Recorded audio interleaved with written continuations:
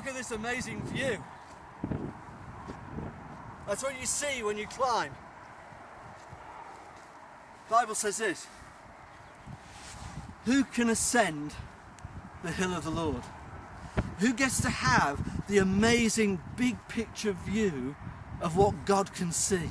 You know, we get so stuck in the mire, in the rut of daily life, and we can barely see the wood for the trees. Sometimes the rut is so deep it's actually a lot more like a grave. We want a big picture view. Who can ascend the hill of the Lord? He who has clean hands and a pure heart. Let's go higher. So when you get higher, you see a whole lot better. Elisha said to his servant, "Don't worry, there are more people for us than against us." And the servant said, "You're kidding. Look at the armies arranged around the hills." And Elisha prayed, and his servant's eyes were opened.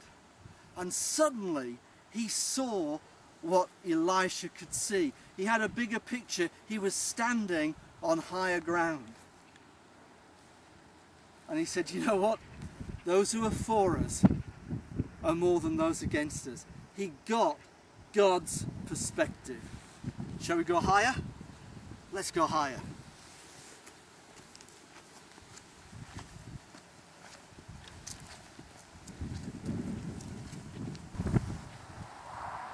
It's a good view, but there's always more to see. What are you looking at today? Are you looking at the minute problems of life? I know they look big.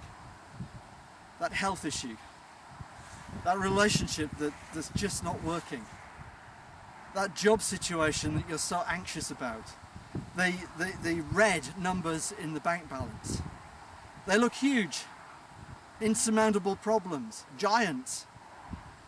Come up higher. Come up higher with God. See it from His picture. See it from His perspective. And see what the giants look like there.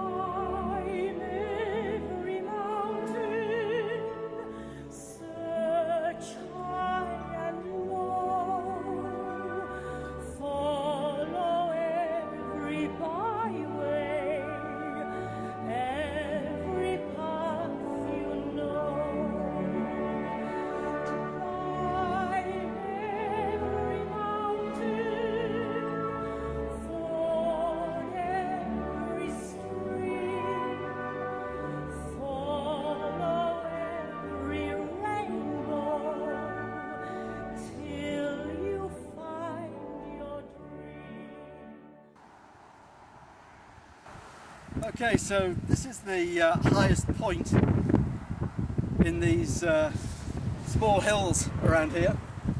It's very girly, it's pink. I don't know why they did that. But it's noticeable, it's recognizable. And you know what? When we've been stuck in the mud, when we've been walking along the path with all this kind of stuff on it, and it's got a bit messy, and maybe a bit smelly, and we felt a bit trapped, and suddenly God has brought us up out of the mire. He's hooked us with his rod and his staff, and he's pulled us out of the ditch, and we get this amazing view. Here's what you need to do. Maybe not in pink, but put yourself a stone, put yourself a memorial, put something you can come back to and say, God did this for me. Because we're really quick to forget.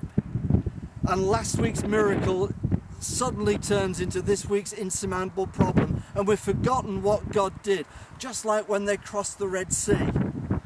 They'd seen this extraordinary victory, this extraordinary deliverance, and within days they're turning to Moses and saying, "Why did you bring us out of Egypt to die? God's deserted us."